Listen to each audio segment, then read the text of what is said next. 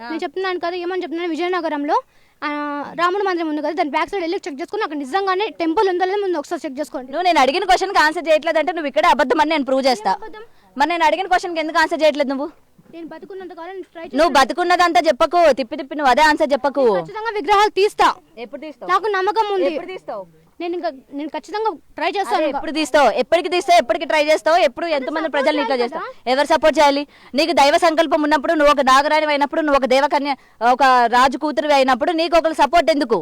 దైవమే నీకు సపోర్ట్ చేస్తుంది కదా, ప్రకృతి నీకు సపోర్ట్ చేస్తుంది, ప్రకృతి నీకు అండగా ఉంటుంది. నువ్వు నిజమైన నీకు దైవ స్వభావం ఉంటే, దైవ అనుగ్రహం ఉంటే మా సపోర్ట్ ఎందుకు? నీకు ప్రజల సపోర్ట్ ఎందుకు? ఆటోమేటిక్ గా అలా జరిగి ఒక నిమిషం, ప్రజలు నేను కావాలని ఏంది ఆ విగ్రహాలు తీసినప్పుడు పూజలు చేయడానికి నేను అడిగాను, అంతవరకు గుడిని తీసుకుంటాను. నువ్వు అది తీస్తే ఆటోమేటిక్ గా ప్రజలు వస్తారు, పూజలు చేస్తారు.